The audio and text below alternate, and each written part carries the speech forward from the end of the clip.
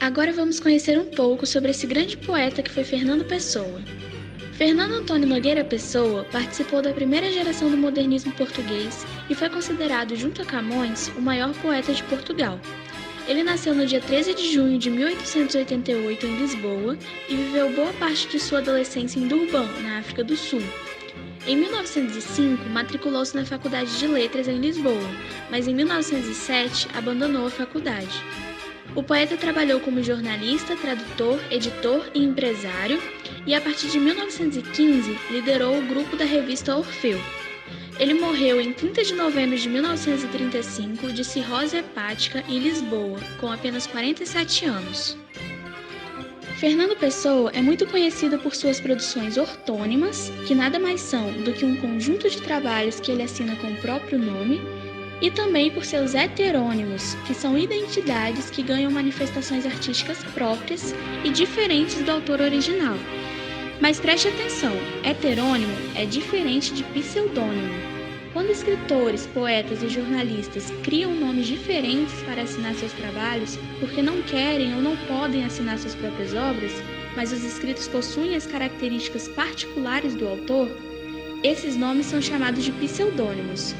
Já quando o escritor cria uma personalidade poética, com um estilo particular de escrita, com vida própria, com modo diferente de pensar sobre a vida, damos o nome de heterônimo. Pessoa possui 72 heterônimos, sendo Alberto Caeiro, Ricardo Reis e Álvaro de Campos os principais.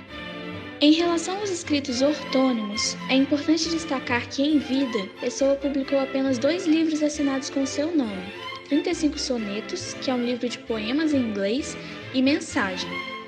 Pessoa escreveu poesias voltadas aos temas tradicionais de Portugal e também escrevia expressando reflexões sobre seu eu profundo, suas inquietações, solidão, tédio, saudade, infância, vida e sobre o fazer poético.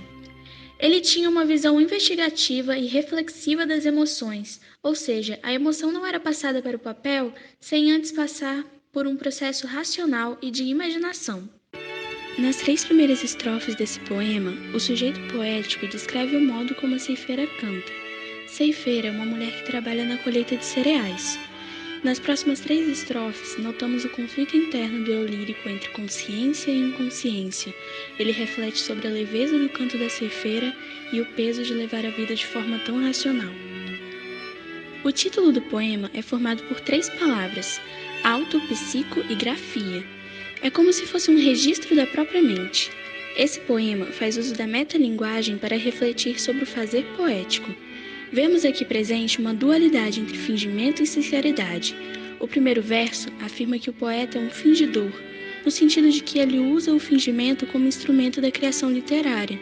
O poeta não escreve apenas movido pelo seu sentimento, ele tem um processo de imaginação a partir da sua emoção para transformá-la em poesia, e dessa forma, o poema desperta sentimentos no leitor, fazendo seu coração distrair sua razão. Agora, para falar sobre poesia épica lírica de Fernando Pessoa, vamos usar o exemplo do livro Mensagem, publicado em 1934, que apresenta o glorioso passado de Portugal e tenta encontrar um sentido para a antiga grandeza e a decadência existente no país na época em que foi escrito. Esse livro manifesta proximidade com o que propunha o modernismo português no seu surgimento, dá visibilidade e vida à obra e à cultura de Portugal, tirando do atraso e esquecimento em relação ao resto da Europa da época. Esta obra é estruturada em símbolos e mitos e tem como intenção relembrar o passado para criticar a decadência do presente e melhorar o futuro. É dividida em 3 partes: brasão, mar português e o encoberto. Na primeira parte, chamada de brasão, Pessoa recria a história de Portugal a partir da imagem do brasão de Portugal, dividindo em 3 partes: os campos, subdivididos em castelos, campo externo, e as quinas, campo interno, coroa e timbre. Essa parte do livro fala sobre a formação de Portugal, a conquista da terra e a preparação para a conquista do mar, o espírito de sacrifício de reis e infantes responsáveis pelo desenvolvimento das grandes navegações, e também destaca a monarquia, que era o regime vigente no período histórico coberto por Mensagem.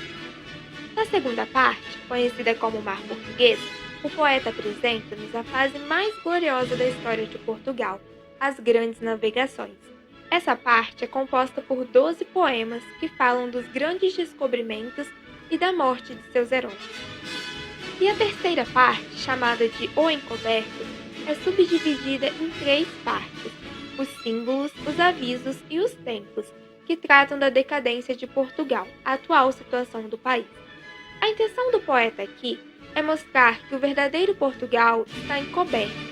Por isso, retoma o sebastianismo como crença fundamental do retorno às épocas de glória e faz um apelo à mudança da atitude dos portugueses do século XX e à passagem do caos noturno à fase do Renascimento. Em suma, esse livro mostra a formação de Portugal e sua época de glória, em contraste com o atraso atual. Esse contraste pode ser visto nos poemas Mar Português e Nevoeiro. O poema tem uma temática épica, pois fala sobre o sofrimento que o povo português teve que enfrentar para realizar grandes conquistas no período das grandes navegações, valorizando o espírito de sacrifício dos portugueses que superaram medos e mitos em alto mar. O autor finaliza o poema dizendo que, mesmo com os perigos do mar, foi nele que Deus espelhou o céu, o paraíso, fazendo um paralelo entre a parte negativa das grandes navegações e a parte positiva que tudo isso trouxe a Portugal. Mas apesar de ter uma temática épica, a mensagem do poema é lírica, pois não é apenas para o povo português, ele mexe com os sentimentos e deixa uma lição para todos os que leem. Nevoeiro é o último poema do livro Mensagem.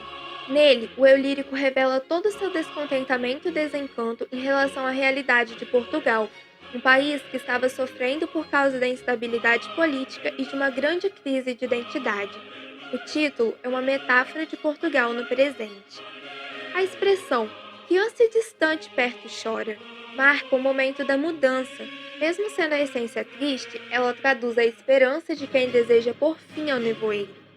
O poema também faz alusão ao mito do sebastianismo, ao mostrar que os portugueses esperavam que uma força divina trouxesse Dom Sebastião de volta para salvar o país do nevoeiro. Porém, no último verso, o eu lírico diz: "É a hora", ou seja, a hora dos portugueses se unirem para fazer Portugal brilhar novamente, para reconstruir a nação. Percebemos a diferença de tom quando o poeta escreve sobre o passado no poema Mar Português, mostrando um tom de esperança, e quando fala do presente no poema Nevoeiro, utilizando um tom melancólico e triste.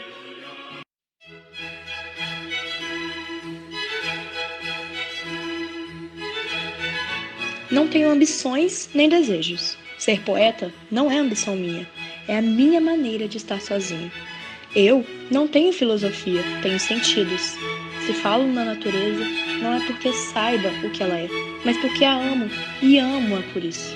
Porque quem ama nunca sabe o que ama, nem sabe por que ama, nem o que é amar. Amar é a eterna inocência, e a única inocência é não pensar. E é com esse trecho do poema O Guardador de Rebanhos que lhes apresento o poeta Alberto Caeiro, um dos heterônimos de Fernando Pessoa. O heterônimo mais ingênuo de todos os heterônimos, o camponês que possui fortes traços do arcadismo. Alberto teria nascido em 1889 e muito cedo ficou órfão de pai e mãe, indo morar com a tia no interior de Portugal. E é no campo que ele tem toda a inspiração para escrever. Sua poesia é uma poesia que busca mais o realismo sensorial, a experiência dos sentidos. Além disso, defende o conhecimento empírico, a experiência do cotidiano e condiz totalmente com o homem simples do campo que não teve muito estudo. Outra grande característica da sua poesia é o ateísmo, pois ele não acredita em algo tão abstrato. Para o poeta, a existência é o seu próprio significado. O existir já basta. O estilo de suas poesias é coloquial e simples, e quase pode ser chamada de uma prosa poética. Alberto morreu aos 26 anos com tuberculose. Álvaro de Campos foi mais um heterônimo de Fernando Pessoa. Ele nasceu em Tavira, Portugal, no dia 15 de outubro de 1890 e morreu no ano de 1935. Ele, por muitos críticos, é considerado o alter ego de Fernando Pessoa, que seria uma outra parte do autor, Fernando Pessoa. Ele estudou engenharia na Escócia e foram duas engenharias, a engenharia mecânica e a engenharia naval. O Fernando Pessoa tem algumas falas sobre o Álvaro de Campos, sendo elas: filho indisciplinado da sensação e para ele a sensação é tudo. Era um engenheiro de educação inglesa e origem portuguesa, mas sempre com a sensação de ser um estrangeiro em qualquer parte do mundo. Eu fingi que estudei engenharia. Vivi na Escócia, visitei a Irlanda. Meu coração é uma avózinha que anda pedindo esmola às portas. Logo, podemos observar que o Álvaro de Campos não era um engenheiro tão renomado. Ele prefere a poesia, ele prefere a escrita. E nos seus poemas, ele traz um questionamento melancólico, ele questiona os status de seus amigos, ele traz muita amargura e angústia, que é o contrário de outro heterônimo do Fernando Pessoa, que é o Alberto Caeiro. No Álvaro de Campos, ele questiona muito, e em um dos seus poemas, chamado A Verdadeira Liberdade, ele questiona se realmente há liberdade. No último verso ele diz: e salva este desejo de liberdade, e de bem e de ar, que é de mim? Então, existe a liberdade? Ela realmente está em mim? A escrita do Álvaro de Campos é dividida em três fases. A primeira é conhecida como fase decadentista. Traz uma tristeza mórbida, uma musicalidade. Tem também a influência do simbolismo, com aliterações no poema, que é a repetição de sons. E essa fase ainda traz uma visão pessimista da vida e os poemas evidenciam o tédio. Um exemplo é o poema Opiário. A segunda fase, fase sensacionalista, também é conhecida como fase futurista. Os poemas são influenciados pelo futurismo, deslumbrado com a velocidade. Há a ausência de pontuação para mostrar a velocidade no seu poema. E um exemplo é Ode Triunfal e Ode Marítima. A terceira fase, fase pessimista, também conhecida como fase intimista. É uma fase a qual o poeta é incompreendido, traz uma solidão interior. E um exemplo dessa fase é o poema Tabacaria. Ricardo Reis, um dos heteronômios de Fernando Pessoa, nasceu em Porto, Portugal, no dia 19 de setembro de 1887. Estudou em colégio de jesuítas e formou-se em medicina. Por questões políticas, em 1919, Ricardo Reis, por ser monárquico, expatriou-se espontaneamente para viver no Brasil. Ricardo Reis bebeu na fonte da cultura greco-latina, por isso, suas obras tinham como tema o paganismo. Por esse mesmo motivo, era possível observar traços marcantes do epicurismo, sistema filosófico que prega a procura dos prazeres moderados para atingir um estado de tranquilidade. Além disso, suas obras possuíam o tema Carpe Diem, curta o momento, curta a vida. Carpe Diem é um termo do classicismo, dos gregos e dos romanos. Ricardo Reis também apresentava em suas obras uma consciência plena do destino, da brevidade da vida e como temos que aproveitar enquanto estamos aqui. As suas obras possuíam principalmente um discurso objetivo, concreto e real, nada de subjetividade. Breve o dia, breve o ano, breve tudo. Essa obra possui uma ideia de brevidade das coisas, da vida efêmera e passageira, demonstra a aceitação da vida como ela é. Breve dia, breve o ano, breve tudo. Não tarda nada a sermos. Isto, pensando, me dê a mente absorve. Todos mais pensamentos. O mesmo breve ser da mágoa pesa-me, que ainda que mágoa é vida. Vem sentar-te comigo, Lídia, à beira do rio. Amemo-nos tranquilamente, pensando que podíamos, se quisesse, trocar beijos e abraços e carícias. Mas que mais vale estarmos sentados ao pé um do outro, ouvindo correr o rio e vendo. Este poema possui traços contemplativos, trazendo a ideia de aproveitar o momento e a beleza dele. Carpe